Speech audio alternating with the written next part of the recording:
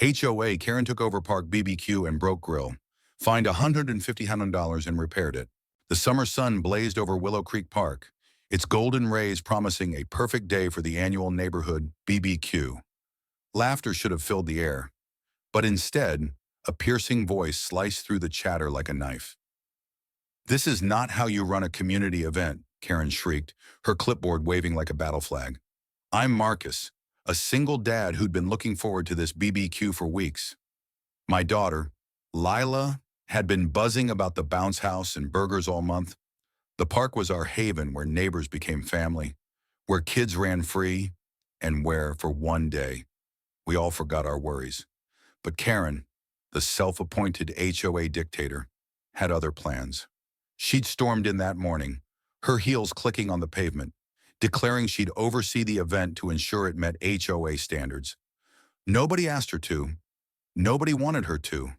Karen was infamous in Willow Creek. She'd fine people for unmowed lawns, report kids for chalk drawings, and once tried to ban dogs from the park because they lowered property values. Her reign of terror was legendary, but today she'd crossed a line. The BBQ was sacred, a tradition older than her 3-year stint as HOA president. Yet, there she was, barking orders, rearranging tables, and shoving her nose into the grill setup. "Marcus, you're using charcoal. That's a fire hazard," she snapped, glaring at me as I stacked briquettes.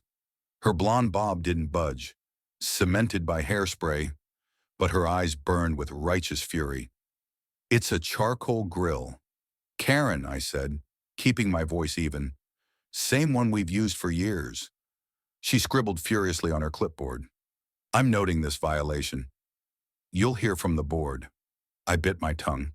Lila was watching, her pigtails bouncing as she helped set out paper plates. I didn't want to start a scene. Not yet. The morning wore on, and Karen's meddling grew unbearable. She confiscated the kids' water balloons too messy, demanded the music be turned down, noise complaints, and insisted on approving the food before it hit the grill. By noon, the vibe was souring. Neighbors whispered, shooting glares her way, but Karen was oblivious, strutting like she owned the park. Then came the twist nobody saw coming. Old Mr. Jenkins, the quiet widower who rarely left his porch, shuffled into the park, his cane tapping the ground. He was a legend in Willow Creek decades ago. He donated the land for this very park. Nobody expected him to show up. His presence was like a ghost stepping into daylight. He leaned on his cane, his weathered face scanning the scene, and his eyes locked on Karen. "Young lady," he said, his voice gravelly but firm, "this park ain't your kingdom." Karen froze, her clipboard dangling. "Mr. Jenkins, I'm just ensuring you're ensuring nothing but misery."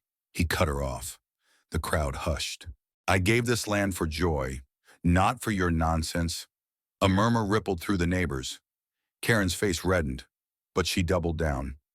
"With all due respect, sir, the HOA has authority here. We have rules, Mr." Jenkins raised an eyebrow. "Rules? You're about to learn what rules really mean?" That moment shifted something. The crowd, once hesitant, started closing in. Karen's control was slipping, and she knew it. But instead of backing off, she made her fatal mistake. She marched to the grill, where I was flipping burgers, and yanked the tongs from my hand. "If you can't do this right, I will," she declared. What happened next was chaos. Karen, in her zeal to fix the grill, cranked the propane tank we'd hooked up as a backup. She didn't check the valve. She didn't know it was already open. A spark from the charcoal caught, and flames roared up, licking the grill's frame. The crowd gasped as Karen stumbled back, screaming, "This is your fault, Marcus." But the damage was done. The grill, our beloved, decades-old centerpiece, was engulfed, metal warped, grease sizzled, and the acrid smell of burnt steel choked the air. Lila tugged my sleeve, her eyes wide. "Daddy." The grill, I pulled her close, my heart sinking. The grill wasn't just metal, it was memories. First kisses, late-night talks, countless summers. Gone. The fire died down. but the tension didn't. Neighbors surrounded Karen, their voices rising. "You ruined it," shouted Maria, a mom who'd organized the event for years. That grill was donated by Jenkins' family. Karen, cornered, clutched her clipboard like a shield. "I was trying to help. You people are ungrateful." "Help, Mr. Jenkins barked, stepping forward. "You've done nothing but tear this place apart." The crowd erupted, demanding answers. Karen's excuses about safety, about standards fell flat. Then, in a desperate bid to deflect, she pointed at me. "He set up the grill wrong. He's the hazard." That was her second mistake. The neighbors knew me. They knew Lila. They knew I'd spent hours prepping, just like every year. Maria stepped up, her voice shaking with fury. "Marcus has run this BBQ for a decade. You don't get to blame him for your mess." The confrontation hit its peak.